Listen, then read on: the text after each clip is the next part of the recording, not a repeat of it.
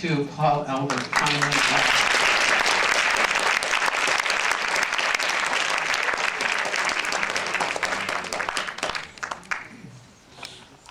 Wow, thank you. Took me a long time to get here. Yeah. Thanks for your patience. No problem this time. My name is Paul Elder, as you know. I am a former network news reporter and the former mayor of a city. And the only reason I'm telling you that is because people have a tendency to believe that reporters and politicians aren't the kind of people that would ever stretch the truth. So I just want to... What? Oh yeah, this is America, that's right. More importantly, or most importantly for me, I'm a survivor, a lucky survivor, of 3 near-death experiences. A drowning at the age of 12, a car accident at 17, and a heart attack in the middle of a hockey game when I was playing when I was 41. And each of those times was a really profound experience for me. And here's some statistics. And I'm sure you're aware of this, it's on the IONS website and other places. In North America alone, it's estimated or believed that there are over 20 million people that have had a near-death experience. That's a lot of people, a lot of experiences.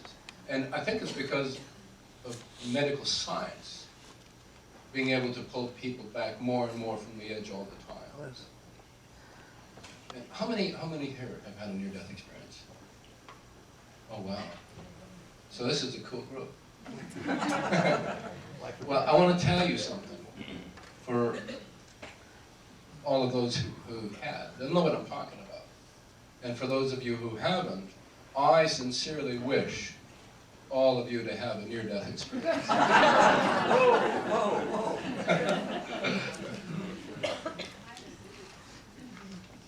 I wish everybody on the planet would have one. Some of us don't need it to understand or to be sort of brought back to our attention.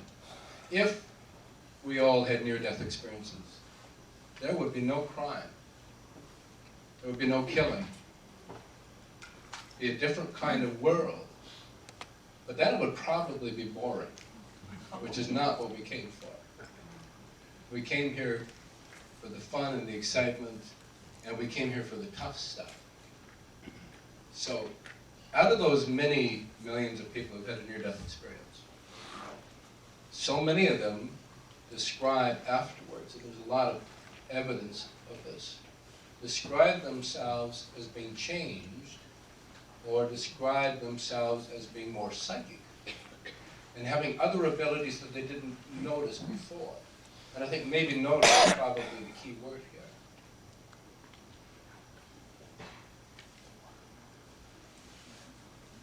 Once you've been to the other side, once you've made that little pathway through your mind into the spirit world, it's easier to retrace your steps. So people do indeed become or have the sense of being more psychic. And there's this phenomenal change that comes over the folks that have had that experience. And I'm going to tell you about a few of them, or the experiences that I had, and how that changed my life and what it meant to me. Right? Do you want to know what it's like to drown? Sure you do. Waterboarding. Yeah. I have to tell you this story about. Oh, before I do that, I want to give you a little bit of a background, okay? Just so you understand where I'm coming from. 15 years ago, I would not have believed the word I'm going to tell you. Plain and simple. I was skeptical about it. Right? I was a businessman. I was a politician. I thought I was a good person. All right? But I wouldn't have believed any of this. Not a word, and I had read about it and heard about it. Notwithstanding the experience that I had when I was 12 years old. Right? I grew up in a large family, German Catholic, very Catholic. My mother had, I'm the 10th out of 11 kids. My mother had 8 girls in a row. She figured out what she was doing, and then she had 3 boys. And then she had to refigure the whole thing again. Right? I mentioned we were Catholic, right? You know, it's funny. Even back then, I mean, this is in the 50s. In large families, it was pretty common, I think, all over North America. But even then, a lot of people would say strange things, you know, like, 11 kids, how come so many kids? Like my brother and I knew, you know. And so we would lead them on, we'd say, well, you know, it's because our mom was deaf. We said, well, yeah, every night when they went to bed, my dad would say, well, Mom, you want to go to sleep or what? She'd say, what?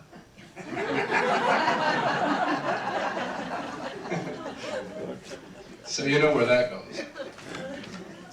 The rhythm method doesn't work very good, I don't think. Oh my, oh yeah. See, now I really dated myself, because if those of you who are under a certain age, you won't know what the hell the rhythm method is all about. We've had the pill ever since the 70s. So it was that kind of an environment that I grew up in. And when you're growing up in a large family on a small farm and very poor, the world has a way of biting you in the butt. So if we couldn't see something, or feel something, or experience something, we would not believe that it was true. So that kind of summed up my estimate of spirituality. And now, I was an altar boy in the Catholic Church, and my brother and I, until we were about 14 or 15 years old. But I had a lot of difficulty believing the dogma. Because we were taught in those days, we went to Catholic school, and we were taught by nuns, and we were taught really that there are 2 kinds of people in the world.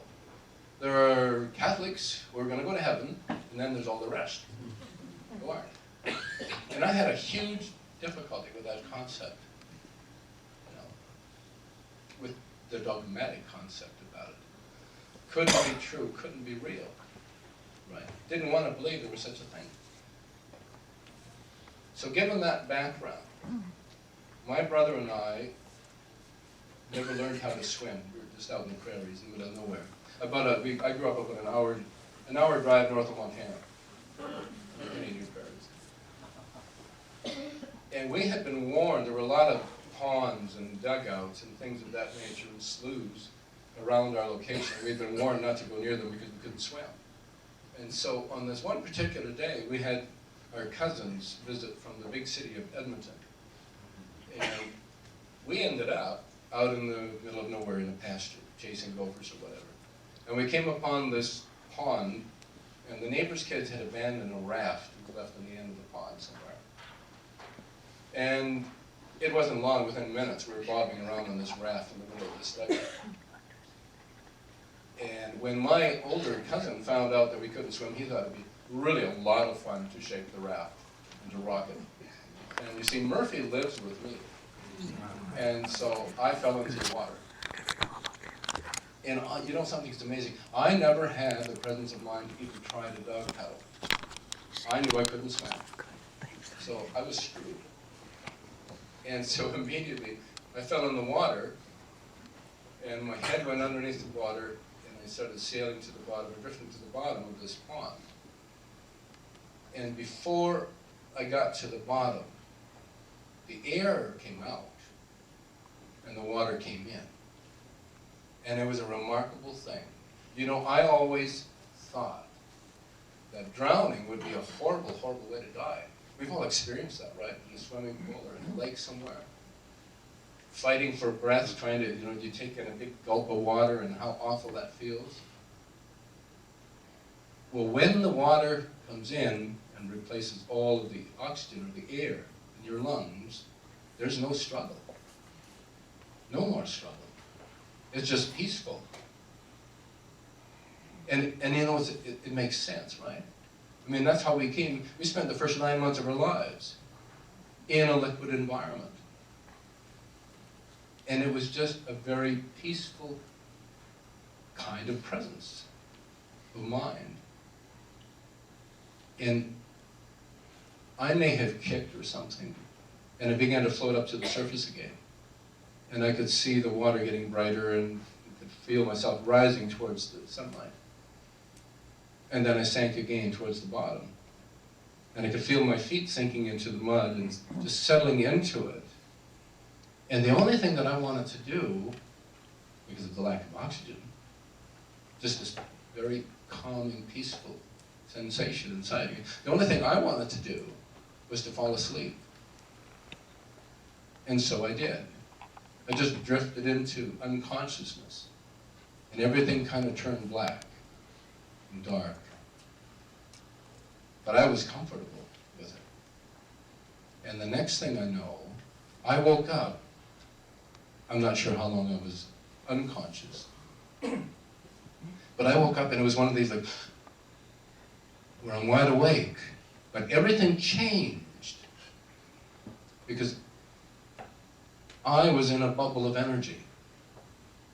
I was still aware that I was in the water because I could feel my feet in the mud.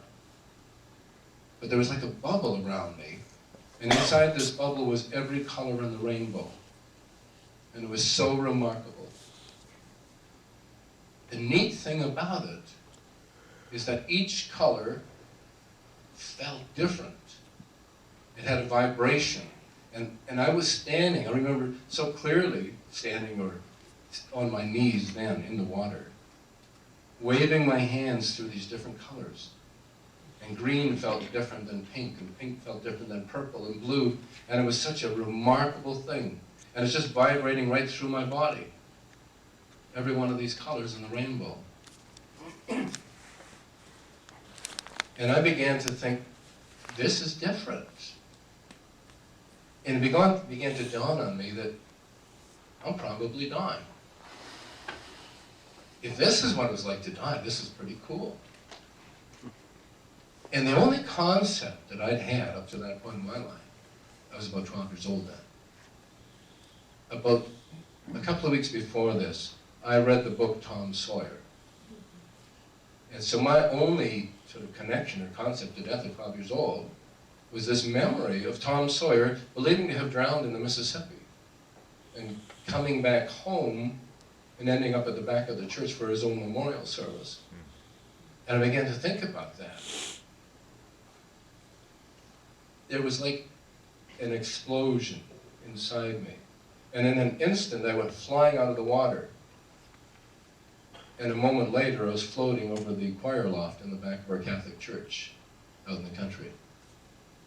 Floating over the pews, 2 or 3 feet off the ground, looking down over the entire church.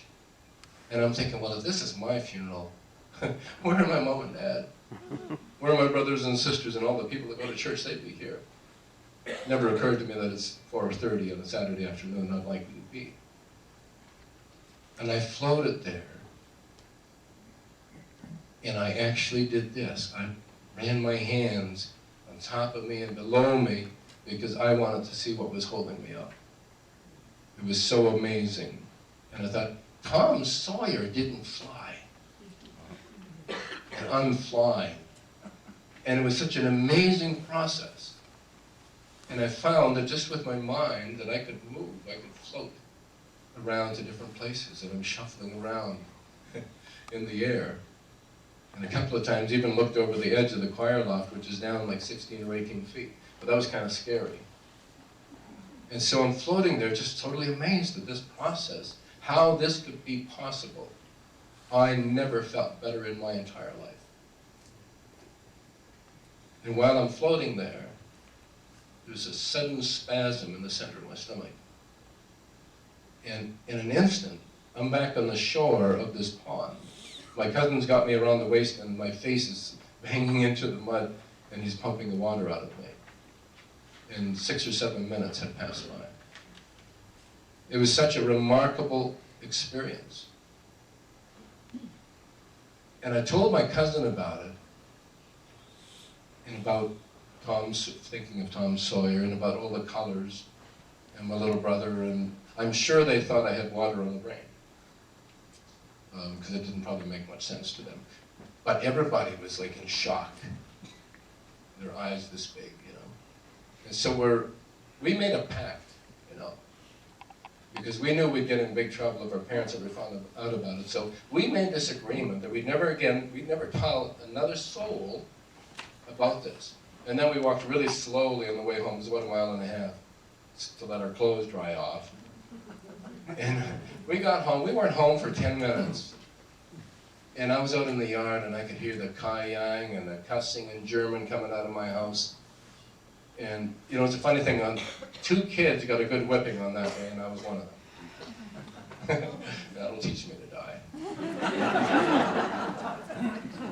So. But you know, throughout my life, I didn't attach any kind of significance to this event. Even though it ended up in a church and it was kind of like a religious or spiritual experience. When you're 12 years old and afterwards everything's okay, it's just sort of like, oh, that was weird. And you go on with life, right? Make another slingshot, get in trouble. Yeah. I didn't realize how that had affected me or how that had changed me until much later on in my life. There were little things, there were little evidences that I should have known about or recognized.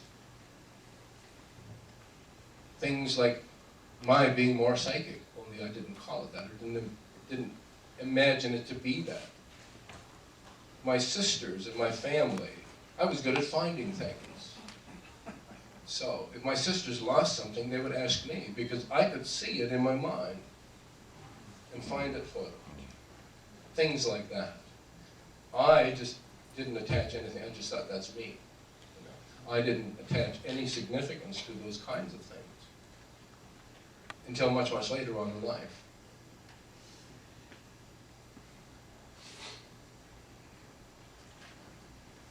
I went on to, as an adult, to get into television and radio and into politics, spent about 18 years in politics.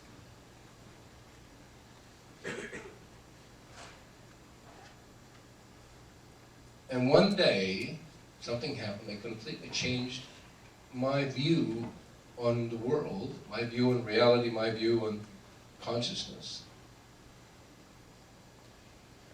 I had been a city councillor, already had been in the process and been elected. And it was an interesting thing happened. The premier of our province came out to visit me and asked me if I would run for the legislature. And I thought, well, that's pretty hot. I'm really cool. So I agreed. I thought, well, what a great honor this is, Mr. Premier. And you know, almost from the moment that I agreed to do this, to run for the legislature, I began to second guess it and doubt it. Because it would mean a big change in my life. I'd have to move to the capital and be away from my family, my kids, and I wondered all the while whether that was the right thing to do, or if this is what I wanted to do with my life, become involved to that degree in politics. And the day was approaching for the nomination meeting where, when they had their constituency nominations and votes. As it got closer, I became more and more nervous about the whole thing. So it's a Friday night, the nomination meeting is a Monday night, end of a long week. And I went to bed about 1 o'clock in the morning, 1:30 maybe, worrying about this or thinking about it. And I'm not sure that that had anything to do with what happened. But I awakened at about 3 o'clock in the morning. One of those awake again things. And there was something prickling in my back. And I'm sort of, what is it? Did I fall out of bed? I can't believe I would fall out of bed. Because there was something, I wasn't in my bed, there was something prickling. I opened my eyes, and I wasn't in my bed at all. I was floating at the ceiling in my bedroom. The prickling in my back was the stipple on the ceiling. And I was bouncing like a balloon lightly against the surface of the ceiling. Boy, that got my attention. I wasn't completely unaware of this process, because about 10 years earlier than that, I read a book. I had been watching an interview with a guy named Robert Monroe on television. And he had written a book called Journeys Out of the Body and became something of a bestseller. And I thought, well, that's really interesting. And so I borrowed the book from the library. And I read it from cover to cover, and I took it back, and I thought, interesting, but this guy's a fruitcake. Something wrong. Never paid attention to it. And here, 10, 11 years later, I'm floating at the ceiling of my bedroom. Guess what I thought of? Another book. Bob Monroe wasn't so crazy, maybe. And it was the strangest feeling, because I knew that this was something that I'd done before. It was so familiar, like this is something I've done hundreds of times. I knew that I was getting back from somewhere. And I had no idea where that was. And so I'm floating at my ceiling thinking, what am I going to do now? And I'm looking down, and I can see my wife in bed, and there's this other guy in bed with her. Really, it shocked me, and then I thought, Jesus, that's me. That's an amazing thing, right? So I floated down just by thinking. I thought, I got to get back in my body, but I don't know how I'm going to do this, and I only thought about floating down to get into my body, and I did. I started to float down, and I missed. I don't know how you do that. And I ended up floating horizontally beside my bed, about 2 feet away from my bed. And now I'm like laying like this. And I'm looking at my profile of my sleeping body laying on the bed, my mouth's hanging open, and I'm like, God, you look old. It was such a bizarre experience. And it was so strange because, see, we never, ever, other than, in a photograph or in a home video or something like that, we never, ever see ourselves from the perspective that other people would see us. Truly inner body form. And it was such a remarkable thing to examine myself from outside. And I'm looking at all the wrinkles and thinking, jeez.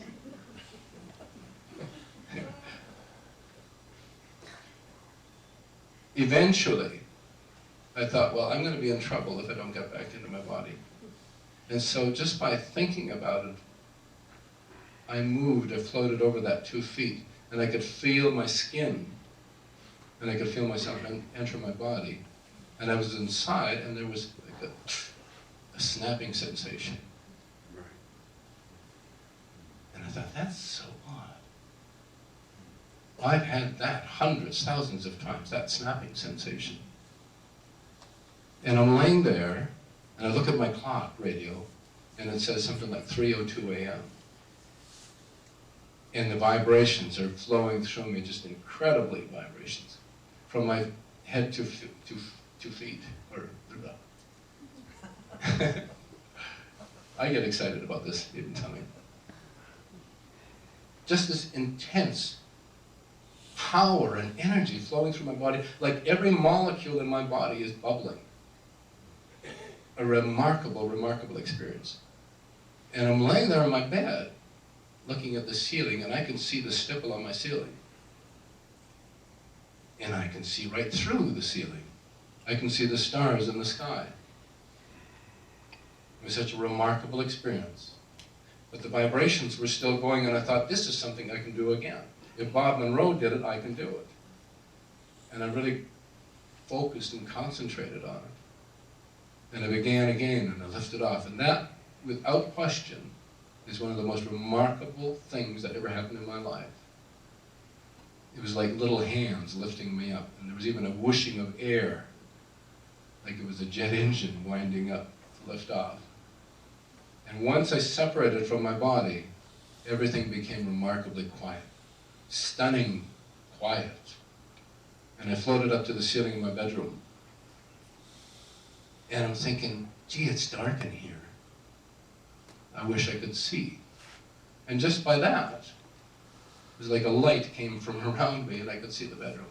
And I thought, okay, good, now what am I going to do? I'm going to go floating through the rest of my house, like Bob Monroe did. I thought, I can do that. Try it. And so I headed for the doorway in my bedroom. And you know the top, or the part over top of the doorway? What is that? The header, right? The header beam? The jump rock and thing over top of the doorway. I'm floating along and I'm going too fast. And as I'm getting close to the doorway, I realize that I'm going to run into the wall above the door. And I even closed my eyes and turned my head. And the next thing I know, my upper body, my shoulders and my chest and my upper body, my head, went right through the wall. And it was so remarkable because I could feel both layers of drywall. And I could feel the 2x4 as I'm going through it.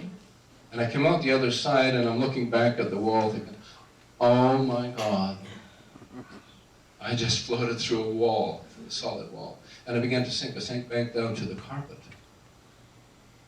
And I could feel my feet sinking into the fibers of the carpet, sticking up into the soles of my feet.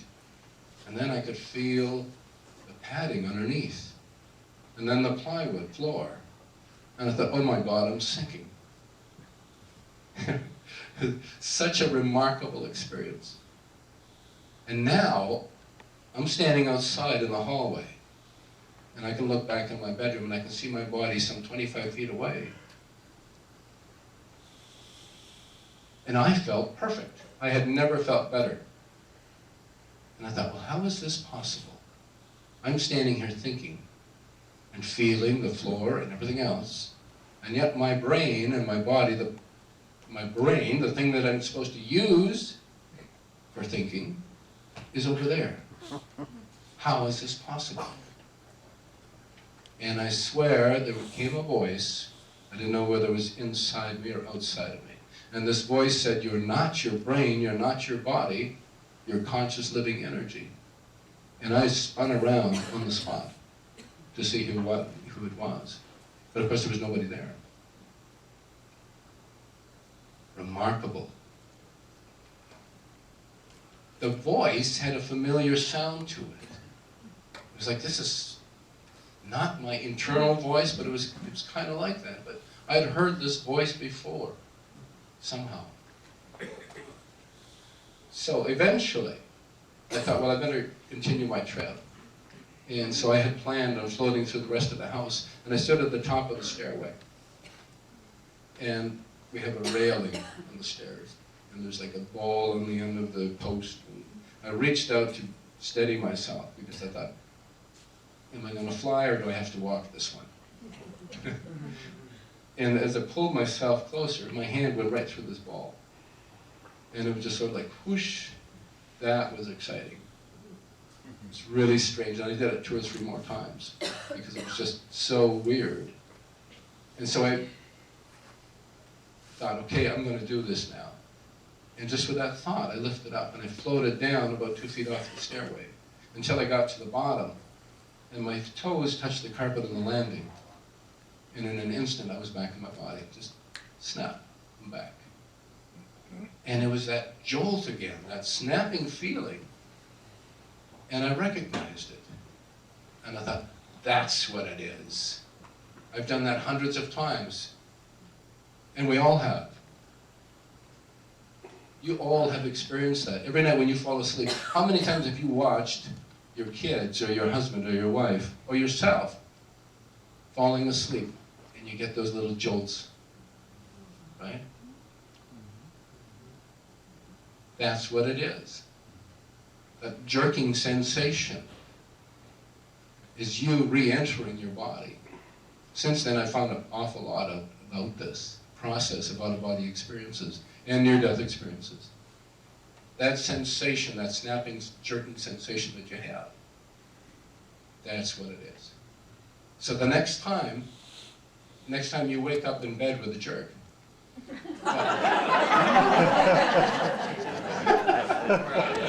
let me rephrase that. The next time you wake up in bed with a jerking sensation, it's worse. Don't. You're getting way ahead. You're reading stuff into this. Next time you feel that, remember think about the fact that that was your energy body reconnecting with yourself, with your physical body.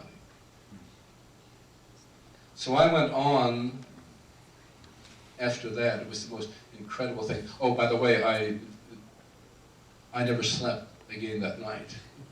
I felt like I was totally energized, like I'd been sleeping a lot. The next morning, I went immediately to the library and I got Bob Monroe's book back and a few other ones. And I read through them. And the other thing I did is I phoned up the president of the party, government. And I said, no thanks. Changed my mind, I'm not going to do this. It was like this was a message. You know, and you know, as it turns out, it was friggin' genius. That particular government in Saskatchewan, Canada, 5 years later, 8 or 9 members of their cabinet went to jail. They got charged and found guilty of, you know, absconding public funds and, you know, using caucus funds for different things, and, you know, and God, I'm glad I wasn't in there. So that's sort of spirit guidance, right? So I went on to have hundreds of out-of-body experiences, and I returned and I found out that the Monroe Institute is a place that you can actually go there and they teach you about that stuff. You can go there and spend a week, and there's 24 other people from all over the world, and it is the most remarkable thing that you could do. It's like a hospital for soul. You know? And they came up with this process called hemispheric synchronization. A process, a patented process actually, by using a binaural beat and some technical kinds of sounds that's able to take you to the edge of consciousness. The hemisync process, you know, and you can check it out online if you like, or many of you probably heard about the Monroe Institute. That process takes you to the point of balance between awake and asleep. And in that space where it can hold you, in that space are hundreds of levels of consciousness that you can explore. And you can find out a lot of things about yourself. Things like past lives, other things. You can have remarkable journeys into the other side. You can speak to your loved ones who passed on. You can speak to spirits. But mostly you can find out about yourself. And it's such a wonderful, powerful thing. So I wrote about this, all of these things happening. And that book was the result. Hampton Roads picked it up, and I'm here. What I found out, now, if you remember, I was a total skeptic. What I found out about this was a remarkable process. You see, each time I should have been happy to have the doorway open, right? Because having an out-of-body experience answered a really big question. But guess what? It creates a billion more questions. Because if this is possible, then what about this and this and this?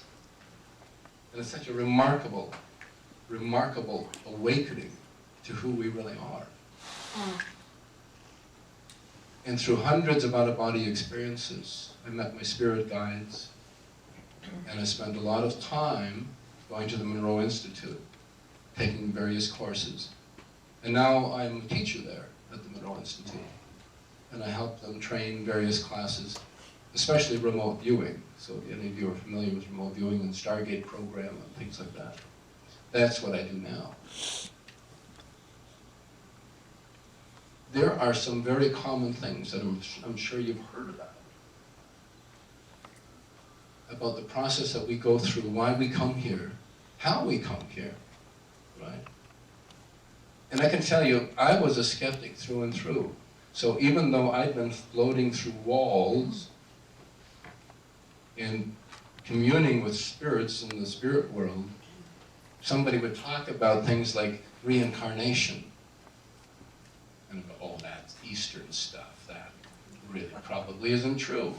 Wasn't part of my belief, or what we were raised at, and I professed it. I wasn't a Catholic anymore.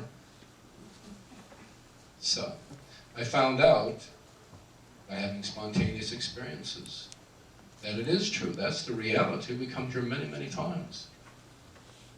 Do you know that? You know the definitive statement of reincarnation?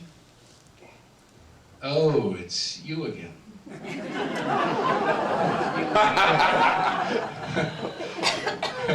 Always thought that was fun. Damn. But far more than just coming back many times, what startled me was the fact that we designed this. That we choose our parents, we choose our life experiences. We don't pre-decide day-to-day things, but we choose the kind of life that we're going to live, the kind of experiences that we want to experience. And I know you're thinking, I chose my parents. Yeah. Or your brothers and sisters. But we actually lay out the kind of experience. And we don't come here for the easy stuff. We come here for the emotional, tough stuff. Right? I mean, if you think about it, our lives, it's really easy in a physical sense. We're better off than 98% of the world's population. We don't have to worry about where our next meal is coming from, generally speaking. Right? We don't have to worry so much about a roof over our heads. But we could have chosen to be a baby born, say, in the Serengeti or in Africa. And for every day, for 3 years, every day of our life, we starved to death. Different kind of existence. Right? We plan out the kind of life and the kind of experience we want to have. Even though we don't necessarily suffer tough physical lives, having to worry about starving. Our kind of challenge isn't necessarily so much easier. We chose to come here to experience this, to come here to experience the heart and the emotions. A person who's starving to death every day of their life, they're not so concerned about this. Their reality is another meal, is to survive. It's a different kind of consciousness, if you will, different kind of experience. My mother died on her 81st birthday. She had Parkinson's disease for the last 20 years of her life. Shaking so badly that, and so self-conscious that she wouldn't go out of the house. And she had a rough life. I mean, we all essentially did. We grew up on a farm in the middle of nowhere with a father who was an alcoholic and who didn't particularly care or wasn't very helpful when he was around. We didn't have any of the modern conveniences. We didn't have a television. We didn't have radio. Well, we had radio. We didn't have a telephone. We didn't have running water. You know, and that was probably common enough back, in the 50s for some folks. So all of her life, she had 11 kids to raise. So all of her life, she did without. And when she was dying, eventually she got cancer on top of the Parkinson's disease. And she was in a coma for about 3 months, or pretty much unresponsive for almost 3 months. I mean, you could look into her eyes and there was nobody there, right? So on her 81st birthday, our family got together, all of her sisters, and they made a birthday cake and they brought it into the hospital room.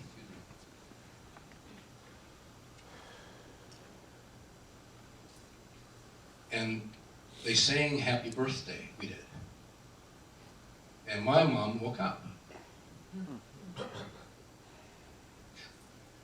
I'm not saying that she was able to talk, she wasn't. But she was able to communicate with her eyes. She was able to smile. She had hoses, of course, going in, to keep her breathing going and things like that. She, even though we thought she could be sainted, she thought she wasn't good enough to go to heaven, right? So she was afraid to die. And putting it off and putting it off. And it's a strange thing about death, and I'm sure you're aware of the statistics, people hang on for certain dates. They hang on for Christmas, they hang on for birthdays, events, right? But usually, guess what else they do? How many times have we've all heard this and probably experienced this? We have a loved one that's dying, passing on. We don't want them to be alone when they die, right? So it's like around the clock. My sister set this up. Somebody's got to be here, between 2 o'clock and 4 o'clock, that kind of thing. I had a completely different take on it because I knew where we were going. I'd been to the other side. So it was pretty much different than my devoutly religious Catholic sisters. Because I knew where my mom was going was pretty cool. And that we should be celebrating that rather than carrying on about it. So guess what happens? And doctors will tell you, nurses will tell you this in so many hospitals. Family hanging on for the loved one. We don't want this person to die alone. So we do this vigil. We watch them sleep and vegetate or whatever. And then we go to the bathroom. And guess when they go? That's when they go. Because they can. They can finally leave. Right. So we can hold people.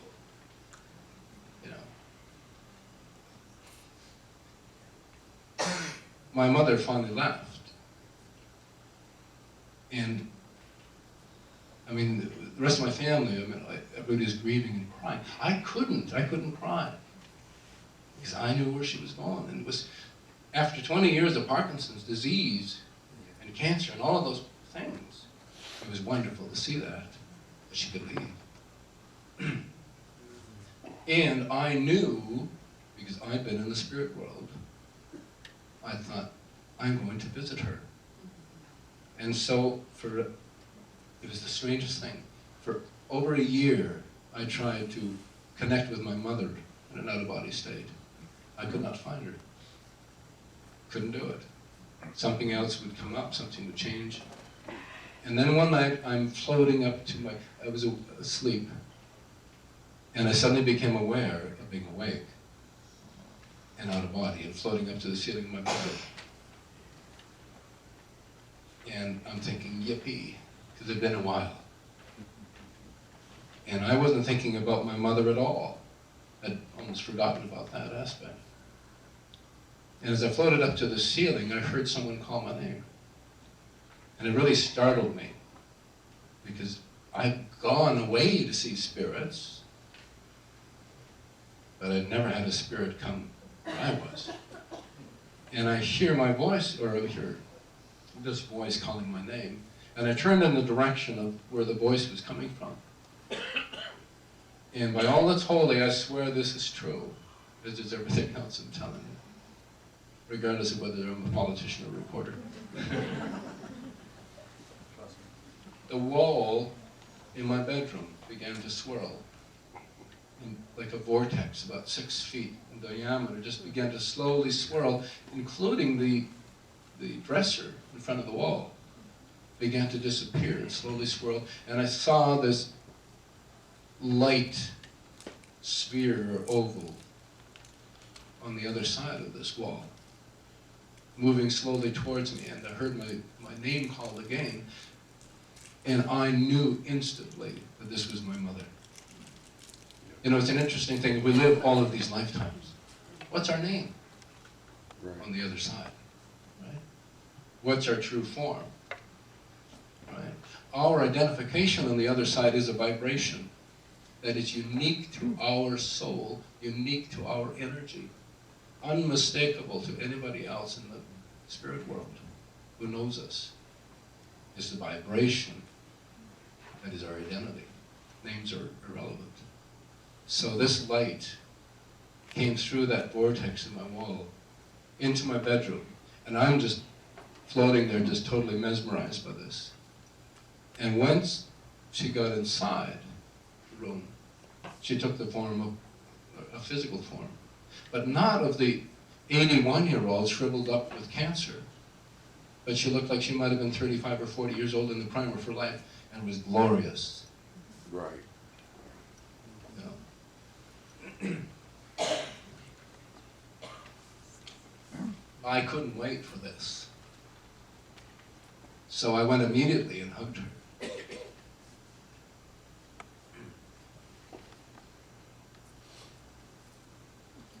But you know, it was different. I had anticipated it would be like mother-son reunion kind of thing. And it really wasn't like that. I mean, there were memories of me being, you know, as a boy, sitting on her lap, that kind of thing. But it wasn't that way. It was like we were old friends. We've done this hundreds of times before. It was completely different than what I expected. And so I wanted to ask her, and I wanted to tell her how sorry I felt for the crappy life that she'd had, you know.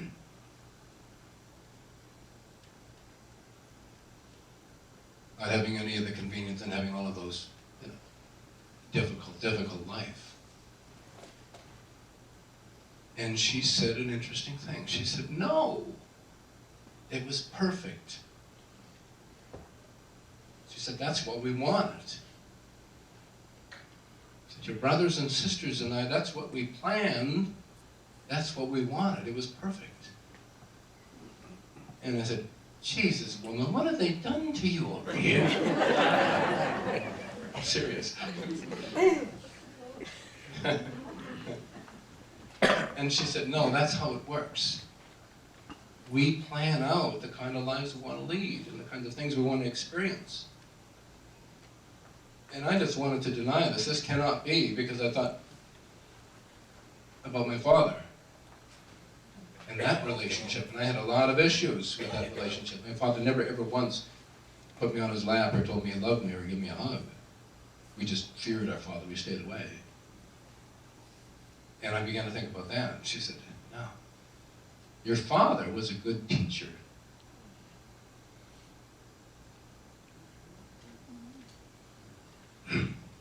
Well,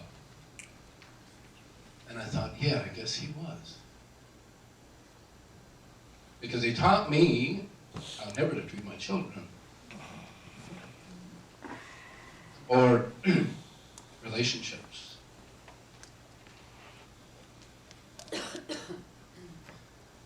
And this was such a remarkable revelation to me. I did not want to believe that this was possible. Why would I ever choose? Why would we choose that kind of an existence, that kind of life? And so I knew that in the first opportunity that I had, by then I had met my spirit guide, Haldor. Strange name. And I'd had an amazing relationship with Maldor, my spirit guide. You have to understand, and people who have had a near-death experience or out-of-body experiences, sometimes talking to your spirit guide or to spirits on the other side is so remarkably real. It's more real than talking to you now, than seeing you here right now. It really is, and you've heard that from on television and other reports from near-death experiences, and people will say, it's more real than real. Right? Because people talk about, say, are you sure it wasn't just your imagination? You know? And that's the common thing that you get, is it's more real than real. And I thought, well, what the hell does that mean? More real than real. And here's a simile for you who haven't experienced it. If you will, if you can imagine, if you were born with terrible eyesight all your life, and then on your 18th birthday, somebody handed you a pair of glasses and said, here, put these on. You put them on, you, holy, look at this. Colors, detail, powerful. That's more real than real. That's what the spirit world is like. The vibration, the content, the frequency, if you will, the physicalness of it is more real than this. We don't see perfectly with our eyes. We see a lot more perfectly with our third eye, through our spirit. And I asked Meldor about this, my guide, about this possibility, that we choose our own lives, we choose the detail around it. And he said, yeah, that's exactly how it is. That's how it works. Before we come here, we travel in circles of souls, in families of souls, sometimes with your brothers and sisters, sometimes in this lifetime, I'm the father, the next lifetime, I'm the daughter, or the mother. And we travel with, excuse me, in circles of souls. Right? Now, I'm not talking about your soul group, which I'll talk about later on as well, which adds a whole new dimension to this wonderful thing. We plan out the kind of life we're going to lead, along with agreements with our spirit guides, who agree to come along with us to make sure that we have the experience we want to experience. Usually, that's not a good experience in terms of the physical world, right? I mean, we have this concept, and when we're raised as Christians or, whatever denomination that you want to pick, we have this concept about guardian angels, right? We all come here with guardian angels or angels, and they're here to protect us, to make sure we don't get our butts in trouble, to keep us from harm. Well, if that's the case, we got a sorry lot of guardian angels, don't we? That's right. You got that right. How many times have you had them in that vice, And guess what? Their job is to make sure that we experience those things. Usually the guidance is just so gentle. You might think it's your own thoughts. How many times, we've all seen this on television and other places. Somebody will talk about and say, for 20 years I've gone to work from the same way. And then last Friday, for whatever reason, I don't know why, but I decided to go around the other way, and I got to work, and I heard that a tanker exploded in that corner, and I could have been killed if I was there. That's guidance. That wasn't an accident. That's guidance. We have more kind of first-hand experience. We go back to 9/11, right? Those aircraft coming out of Logan Airport in Boston, that time of day, that time of week, normally packed to the rafters. From what I understand, that those aircraft were relatively empty, had fewer passengers than normal. And we all heard the stories on CNN and other places saying, well, yeah, we're supposed to be on that flight, but this happened, that happened, there was a whole bunch of things happened. But there were also those people who got on standby, who hadn't necessarily thought they would. And how many horror stories did we hear in New York on 9/11 of some poor widow sitting at home saying, what on earth would possess him to go down to the towers today? Something drove him there. And we also heard the stories of so many of them that didn't make it to the tower on time, or were late for work, I had to pick up the kids, or had to take the car to the garage, and there was just tons and tons of stories, right? On both sides of that equation. That's guidance. We chose to be part of that.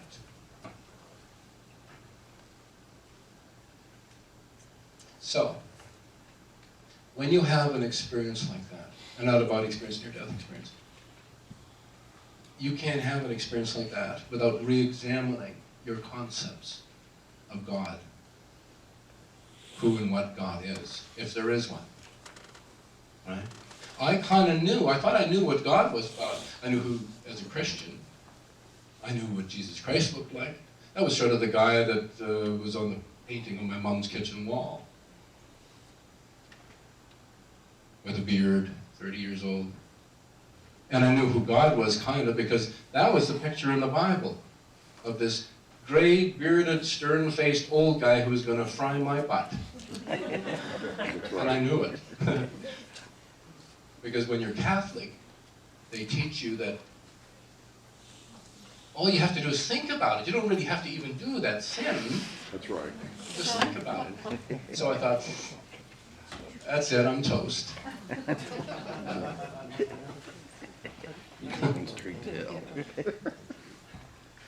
And I came to understand through my spirit guides and through many out-of-body experiences and 3 near-death experiences about what God is.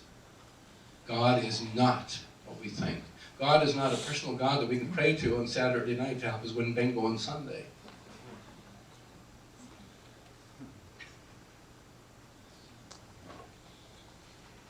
God, in so many ways, is not a personal being.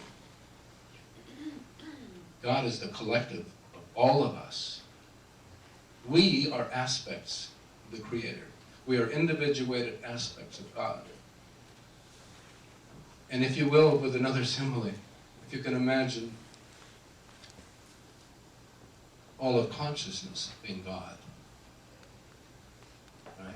If that's the ocean of consciousness, we are individual droplets in the ocean. But each of us contains the entire blueprint, the DNA of the entire ocean within ourselves. Collectively, we are God. We designed this, right? So we choose in our lifetimes, we choose the kind of lives we're going to lead. We choose how we're going to die. And that's another thing my mother said that was really interesting. She said, before I was born, I knew how I was going to die. And I said, Mom, that's spooky. And then I got to thinking, I'm standing here talking to the spirit of my dead mother. I'm serious, I actually, and we giggled about that for a long time. We choose how we're going to leave. We may lay out 4 or 5 options for ourselves to exit. So for me, it could have been the drowning when I was 12, or the car accident at 17, or the heart attack at 41. So obviously I haven't learned enough yet.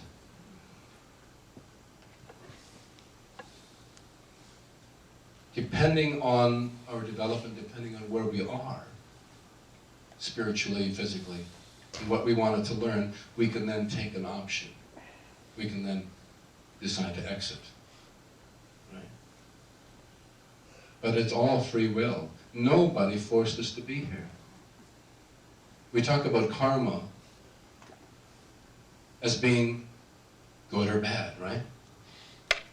We say, oh, he's going to get some karma from that. But it's not really that way. It's total free will. Nobody forces us to come back. We're here because we want to be. It's not karma, it's experience. Simply experience. And I want to tell you another thing.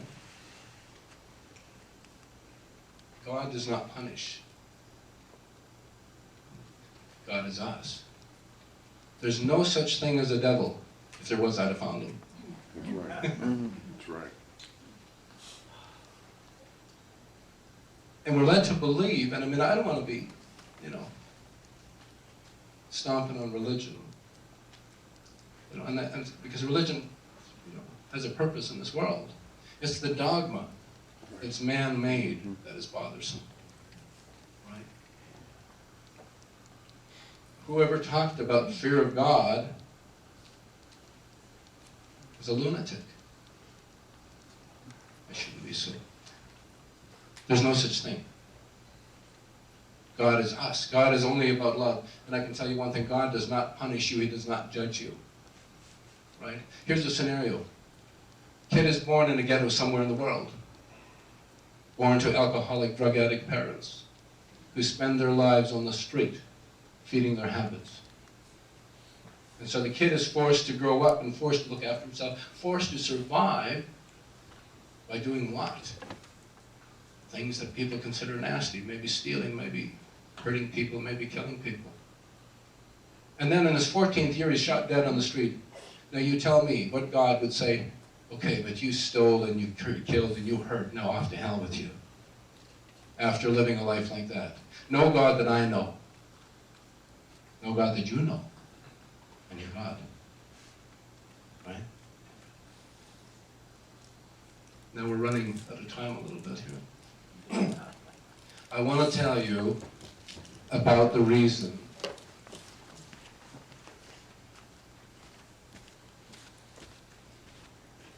Are we to have a break? Where is, No. there you are, love. No, we started a little bit late because of the introduction, so Yes, you went on. we have about. Okay, all right. So you're giving me some extra leeway here. No, but some people might. Maybe we can take a break and. Question around two. No, continue. Just continue. We'll finish up if you have to, you know, Yeah. hit the washroom. Oh. Thank you. So, the thing that I found out about God and about that God doesn't judge, Jesus Christ doesn't judge, Muhammad doesn't judge, right? In the life review. Now, apparently, I mean, that's a big part of near-death experience for many people, but not everybody has the life review. They don't get to that point. Right? How many of you have gone through life review? Okay. So you know what I'm talking about, right? In the life review, it's like they say, it feels like it could be a videotape playing in your mind or a photograph album fanning through your mind. And everything that you've ever thought or said or done is contained there, somehow stored energetically on the other side. I don't know how that's done, whether it's the Akashic records or whatever they call that. But you experience that. And I want to tell you about my experience with that life review. And I'm going to tell you about a couple of things that occurred that were so significant for me. They came out of that review.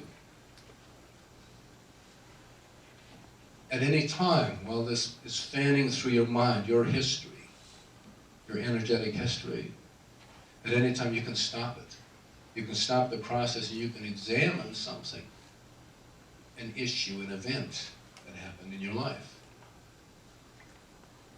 And I'm going to tell you about a couple of things. And the only reason I'm going to tell you this is because it happened to be the first event in that fanning of history that I actually stopped and took a look at.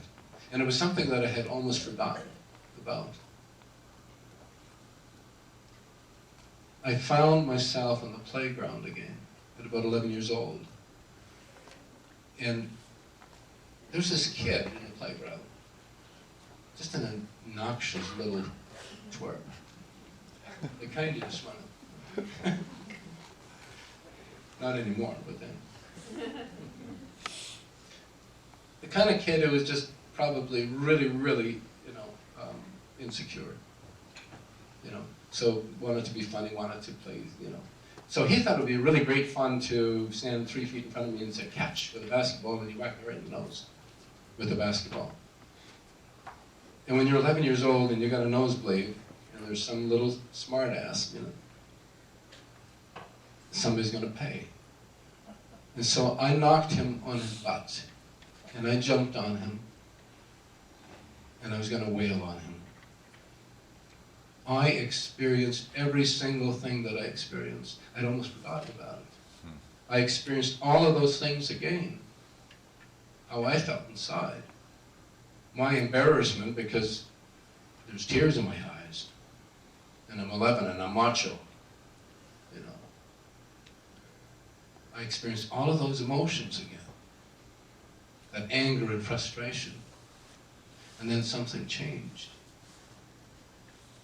And I began experiencing the kid.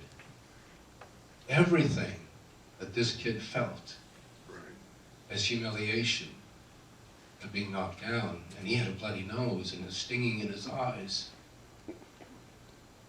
And how much he wished that he hadn't done that. And how stupid he felt. All of these things I experienced. And I knew I don't need Jesus Christ to judge me. This kid is judging me. And in a more important way, I am this kid. I'm judging me. I don't need nobody else. Don't need God, don't need Jesus Christ, don't need Muhammad or Krishna.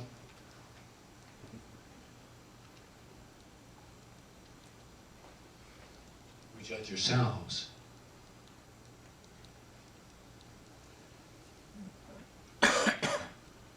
And my review went on, excuse me. I have,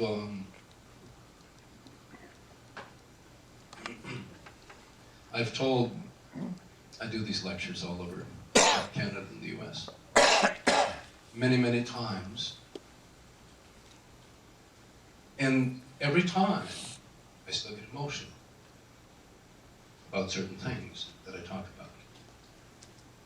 And those of you who have had the experience will know what I'm talking about, or even out-of-body experience. It is so powerful. It grips you. You can't escape that. All right? So we will go through a life review, all of you. And I don't want you to be afraid of this. Because we've all done some crap, right? That we're maybe not proud of. And how we treat other people, things like that. But it's good. It's a good process. And when you're having the review from a spiritual process, you're in the spirit body. It's not like in the physical body. So in the spirit body, you can look at it for your reflection and your own purposes and kind of analyze it and go, ooh, I didn't know that. Darn, wish I hadn't done that. Because you see and experience from a broader sense. It's when I was back in my physical body that I became emotional. Then I felt it here, right?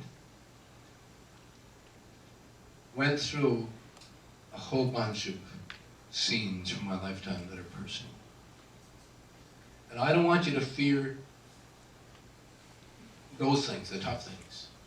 Because there are some wonderful things that happen in that review that you won't even consider to be any big deal. Things that, and I'll give you an example in a moment. This was an incident that I completely forgot about. It was not a part of my conscious memory anymore. We had in our city, where I was the mayor, there was this guy who was sort of known in the community, or rumored to be a wife beater, an abusive person, an alcoholic. And I came out of City Hall one morning and just practically bumped into this guy. And his name, it's not his real name. I'll call him Mr. Dirksen. It's not his real name. And I just chatted him up. I mean, I'd heard all of these stories about, everybody has this kind of revulsion for those, kind of acts. Sort of like, how are you doing, Mr. Dirksen? How's the wife? How's the kids? And just chatted him up. And it meant nothing to me.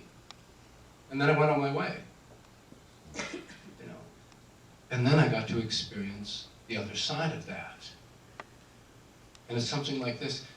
So perhaps on this day, Mr. Dirksen felt better about himself because of some innocuous little act of kindness. So Mr. Dirksen didn't go home and beat on his wife. And Mrs. Dirksen didn't take it out on the kids. And the kids didn't take it out on the friends in the schoolyard.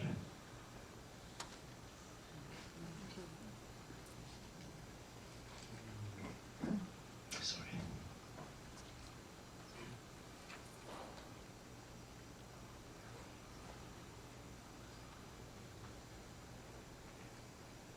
And see, I still do it.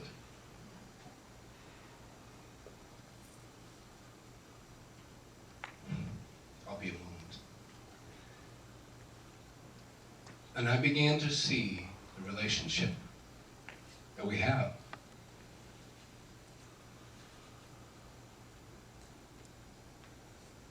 how we affect so many people, so many souls, with even small things, sort of innocuous little acts of kindness, if you will. And how important that is, right?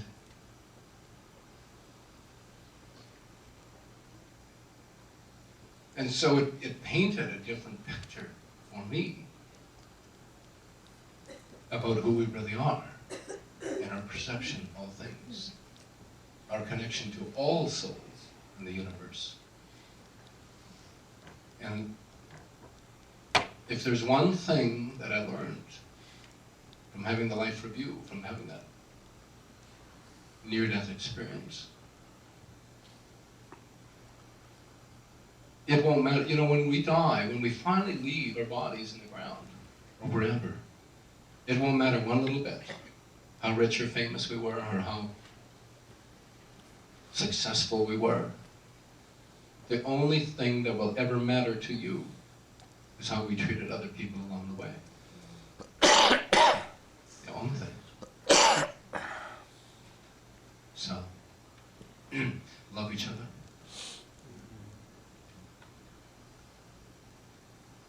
Now,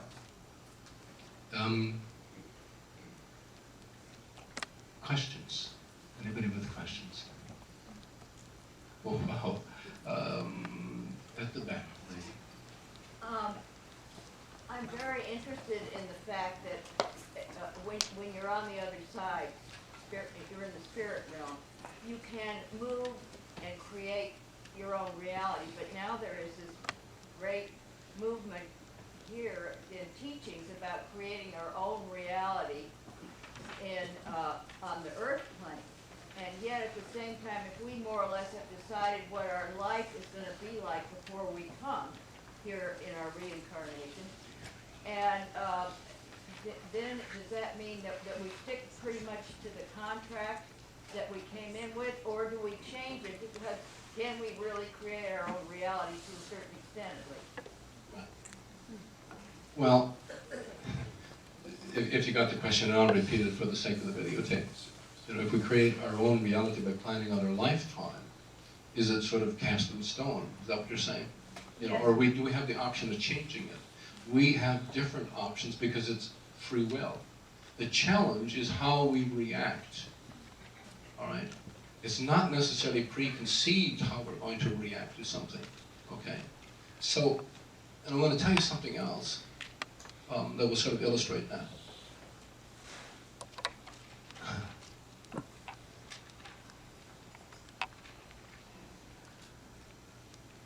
When my mother told me that we plan out our lives, and when my spirit guide confirmed that, and I began to think, why would any, you know, like, there's some tough stuff out there.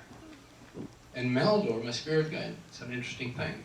He said, there is a virtual lineup of souls on the other side waiting to incarnate into the bodies of handicapped babies, or people who will become handicapped at some point in their life through accident or illness. I was incredulous. Like, I can't, but why would anybody, I couldn't imagine doing that. And he said another interesting thing. He said, if you know now, if you kind of understand that we plan out some of our experiences, whose experience is that for? Usually, it's a sacrifice by the soul who is handicapped for the experience of the caregivers, the parents, the people who were stuck, who wanted that experience. That's their experience. Now, it may be certainly that a soul wants to have that experience as well, for whatever reasons.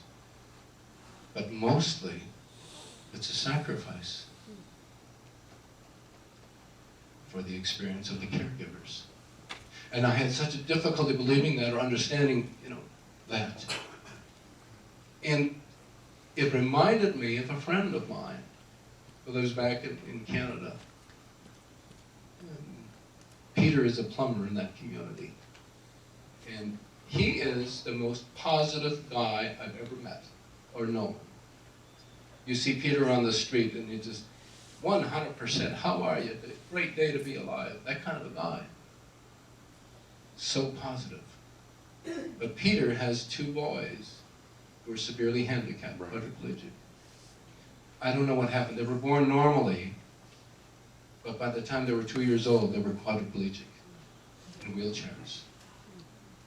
And so they're now 42 years old.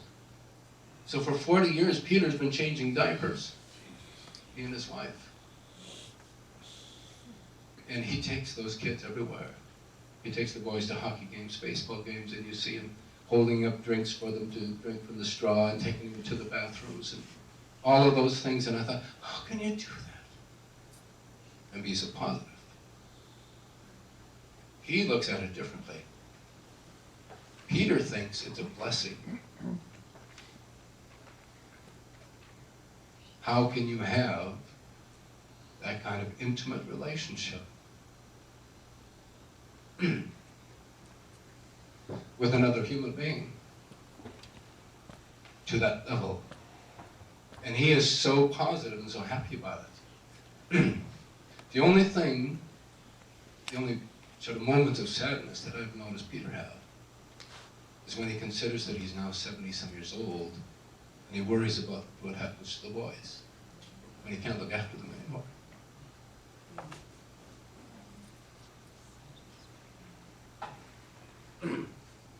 This should be scotch.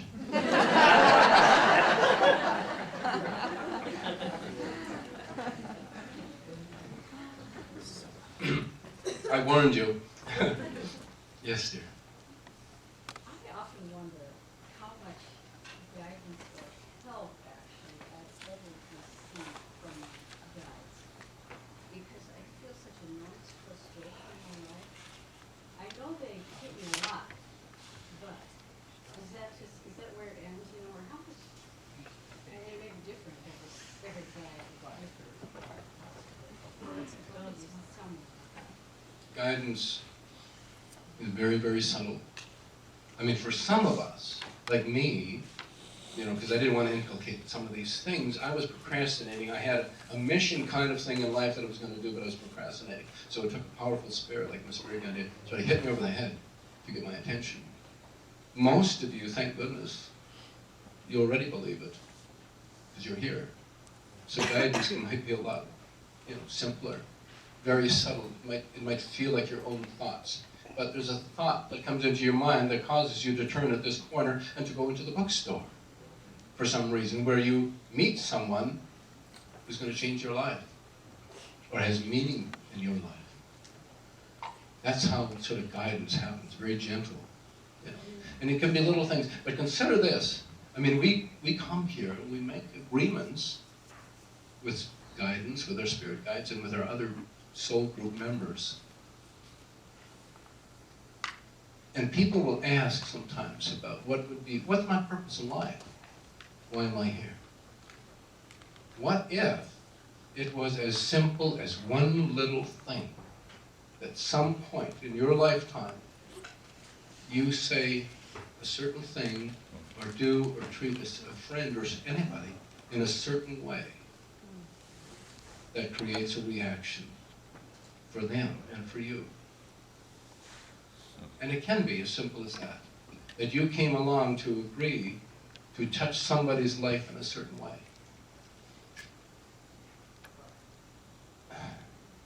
And you are already. I hope you know that. And touching people's Yeah.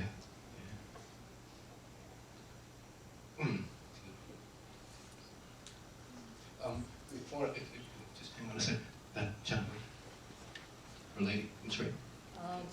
What are orbs and how do they all fit in what you just told us today? Oh Lord, I wish I knew. We had a discussion about that last night. Orbs seem to be kind of a phenomenon of the digital world. You know, we didn't see them much when we had the old Instamatics and stuff like that, right? But now you've got high definition digital cameras. And I've seen a lot of them, and my jury is still out on that. I don't know, but I've seen some pretty startling evidence of what it could be. There, at the Monroe Institute, is very, very spiritual kind of space. A lot of spirit activity. It's an energy vortex, and people come there with their high, definition cameras and take pictures of anything, and there's orbs in them at certain times. If you get into really high definition, some of those I have seen where they've zoomed in on these orbs, and there's faces in the orbs. And it's like a spirit face. The spirit world is around us. So, I mean, that's one explanation, I think. But I really am not sure about it. I just know that spirits are everywhere. Excuse me. You were going to make a distinction between soul circles and soul groups. Oh, yeah. Soul groups. We are all part of soul groups. All right? Groups of souls that are so like us, in harmony and vibration on the other side. All right? That you could actually wake up in one of their bodies and not know the difference. Right? So like us in vibration and harmony. And some of you have had this experience already, I know that. Might have been in a dream state or felt like it. Right? Now, normally, I mean, soul groups can vary from just a few to hundreds of souls. Right? In my particular case, there are 14 of us. Right? So there are 4 of us that are incarnated on the earth now, 10 of us remain on the other side. But this is the kind of neat thing. You've heard the concepts that some people have about the thinking that all of these lives are simultaneous. They happen now, right? I don't buy that. That's not my experience. It may be, but I think where that comes from is the fact that every night when you go to sleep, you move out of your body as you fall asleep. Mostly, we're unaware of it, but we move to the other side. We spend time with our soul groups. We go to classrooms. We experience things, right? But the other, like in my group, the other 10 souls that remain on the other side, they are experiencing my life vicariously, and the lives of the other 3 of our group that are here. So it's a much better learning process, right? And I mean, in some ways, I'm experiencing the lives of the other 3 people that are incarnated here on the earth now. Right? So if you have hundreds of souls and hundreds of lifetimes, it's a wonderful learning process for developing. Right? And soul circles? Same thing. Yeah. Oh, a family of souls. Not necessarily in your soul group, but we gravitate with them, I mean, in families on earth. So in this lifetime, I'm the father, and then the next lifetime, so on and so forth. And it's an interesting thing about it, because we have all, and I can assure you this, we have all been, male and female, Right. we have all been murderers and vagabonds and thieves and everything that you could imagine. We've done this process. We come here for this stuff. And so, if in this lifetime, I'm an abusive person, a womanizer, I might choose to come back in the next lifetime as a woman who puts herself in a position of being abused and victimized. So I learned the other end of that. It's a remarkable process. Any other questions? Yes. You mentioned that your belief about God has changed from an anthropomorphic God, a sky God, a God with a face. Where are you now in your belief of what God is? Would you say that you're experiencing God as pure consciousness, or how would you describe it? We are all aspects, individuated aspects of the Creator. We are the Creator. In a larger sense, in our higher selves, in our higher concepts. We don't come here with all of our energy. I mean, the argument about reincarnation, well, gee, if we reincarnate, when I die, my mom won't be there, so I won't see her. Never happened. We don't come here with all of our energy. In fact, the majority of our energy remains on the other side. That's why we talk about higher selves and things like that, right? So your loved ones who passed on will always be on the other side waiting for you. All right? I want to tell you a story. If I can. Hey, give me an extra.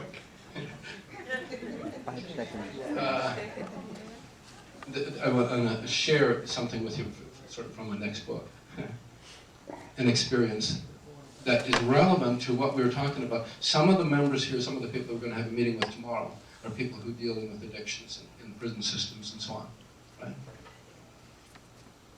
I had this experience one day in City Hall. This is about 5 years ago. And at the end of the day, in midsummer, and I'm kicking back, and I'm kind of tired. So I closed the door so the secretaries wouldn't see. And just laid back in the chair and dozing off. The next thing I know, I'm buzzing and I'm floating up through the ceiling of the building. And so I floated up into the sky outside. And I wondered, well, what am I going to do now? So I headed down to the end of the block. And this is a small city, about 18,000 people. And at the end of this block, they have a bar, a really big bar. And I thought, I'm going to go into the bar and see who's in there, just for something to do. So I floated through the wall, the brick wall in this 4- or 5-story building, into the bar region, you know. And it was sort of like the usual suspects, you know, who were in there. And I don't know, there was about a dozen people. But over in one side of the bar, there was this guy sitting by a table, a round table, and he was completely toasted, right? This guy was drunk, almost unconscious, and he's sitting there with his chin down on his chest and hanging over the table and his hand still on his drink, in case somebody should want to take it away from him, right? And I noticed a guy standing behind him, kind of shabbily dressed, standing behind this drunk. But he looked different. And I'm looking at him, and he's kind of like wispy. And I thought, holy, that's a spirit.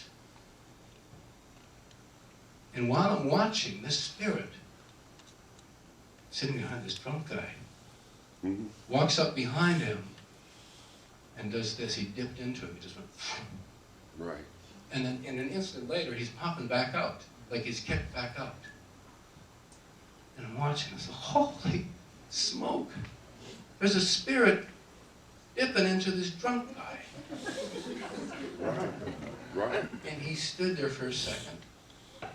You know, you can't, like, I mean, people talk about possession and things like that, right? It's my understanding that nobody can possess nobody, other spirit can get into your body without your permission, at some level, right? So this guy was kept getting launched right out. So he come back in again and dipped inside like this, and boom, he's back out. After 2 or 3 times, he's starting to slur or stumble, you know. He's getting visibly pissed, and I'm thinking, what is he doing? He's a spirit. And it hit me. When we die, we don't turn into saints necessarily until we go through the reorientation. If you die as an addict, as a drug addict or as an alcoholic, Yeah. You're still right? That doesn't change just because you floated into the other side. Even if your spirit guides are there and your loved ones to attach and bring you along, you still want another hit. Right. Remember the movie Ghost with Patrick Swayze? In the subway system, remember that ghost who was really ticked? And he kicked the cigarette machine and the cigarettes come out and he went, oh God, I just want to smoke. That doesn't change. That's right. So deal with your addictions in this lifetime. Make it a little bit easier on the other side. So it was just startling. So this guy was getting visibly tipsy, you know. And I had floated over, I was about 10 feet away from him, watching this whole thing. And he looks up and he sees me. Right. And it's like, he stands there for a minute and he goes, Yeah. Right. and he Right. turned around and staggered right through the wall and disappeared. Right. And I was sort of like, wow, I just got a finger from a drunk ghost. It was just the most amazing revelation to me, and I thought, oh my God, I better quit smoking right now. So some powerful things that happen. Yes? Are you really saying that there's no difference between life on the earth plane and the other side, that it's just all one life? No, I'm not saying that. We come here for the tough stuff. If we wanted to stay with the good stuff, we'd stay over there. There are billions of souls who have never been incarnated in a human body. They choose to contribute on the other side. But what I've found and what I've seen is those souls who've challenged hundreds, thousands of lifetimes, difficult ones, have wonderful, powerful auras that are almost like a badge, that they've been into some tough stuff and survived. And they've come out, and it's for the betterment of all of us. And there's not a single soul on the other side. There is no hierarchy. You know, say, hey, I'm up on level 14, where are you? There isn't any of that. Because we're all the same. And there is such a love, because we are essentially one Right. energy, collectively. And all of us will not be completely satisfied until all of the rest of us have achieved what we would call God realization, or come to know who we are in relationship to everybody else. So, I'm thinking of getting, I'd love to have, I'm getting the wind up here, so thank goodness he's using all his fingers. And not just one. Thank you so much, folks. I'm so delighted. I'll be around.